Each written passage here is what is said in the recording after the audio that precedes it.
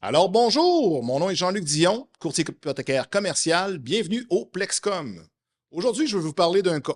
Un cas qui m'est arrivé l'année dernière, dans le fond, sur un client où est-ce qu'on devait refinancer son immeuble commercial. C'est un peu un centre d'achat qu'on reprend, mais pas tout à fait. Vous savez, quand les genres d'immeubles où est-ce qu'on a des commerces extérieurs, donc on peut avoir des restaurants, on peut avoir des dentistes, on peut avoir des psychologues à l'intérieur. Donc, c'était un genre de centre de service comme ça.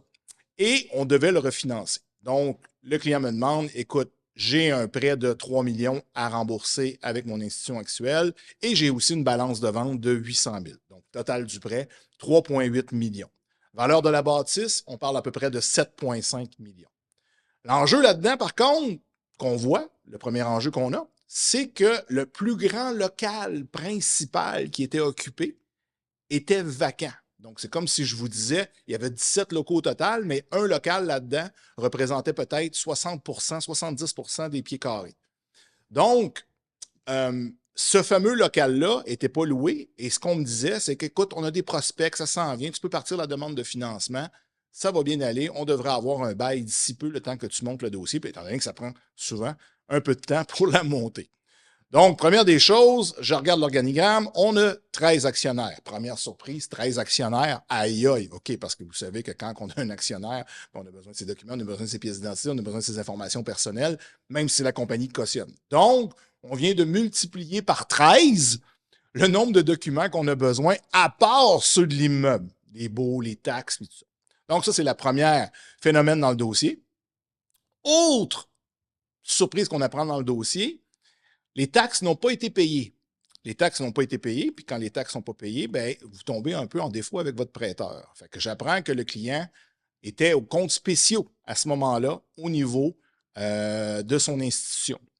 Ce qui fait que quand on a un enjeu comme ça, le, on ne peut pas présenter un dossier avec des taxes non payées à un nouveau prêteur. Il faut payer nos taxes, sinon c'est comme ça arriver d'un bar puis mal se présenter devant une fille, vous n'êtes pas bien habillé, ça ira pas bien. Okay?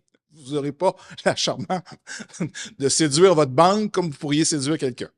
Donc, ce qu'il faut faire, c'est qu'il faut payer les taxes. Mais là, il y avait plus de 100 000 taxes non payées. La compagnie n'a pas la liquidité pour le faire. Qu'est-ce qui arrive dans ce temps-là? On fait ce qu'on appelle un cash call. Cash call, c'est quoi? C'est qu'on appelle aux actionnaires, vous devez réinvestir de l'argent pour être en mesure de réinjecter pour faire ça. Premier enjeu, cash call se fait, on est en décembre, on vient de le mettre. Et j'arrive pour présenter mon dossier, je n'ai toujours pas le fameux bail du local vacant. Fait que j'ai dit, on va être capable d'aller chercher une certaine somme, mais on ne sera pas capable d'aller chercher la totalité. Parce que le calcul, quand on faisait que quand tout était loué, vous vous souvenez, j'avais 3,8 millions d'hypothèques, la balance de vente et l'hypothèque. Donc, la nouvelle hypothèque que j'allais chercher était autour de 4,7, 4,8 millions. Donc, ce qui nous permet de rembourser tout ça et avoir même un surplus d'équité. Donc, il n'y a pas de bail, il n'y a pas de bail, il n'y a pas de bail. On commence à faire la recherche des prêteurs. Les prêteurs me disent, ben, ça ne fonctionne pas, Jean-Luc, il nous manque ça, on ne sera pas capable de garantir le prêt. Et on arrive aussi dans des solutions où est-ce que des prêteurs, des fois, vont être un peu plus créatifs que d'autres. OK, tu n'es pas capable de me donner cette fameuse valeur-là parce qu'il te manque X montant de revenus parce que le fameux local n'est pas loué. Qu'est-ce qu'on peut faire? Ben, c'est ce qu'on a eu comme solution. C'est que dans ce dossier-là, on est en mesure de travailler avec le prêteur pour être capable de faire ce qu'on appelle un peu un deux tranches sur une hypothèque.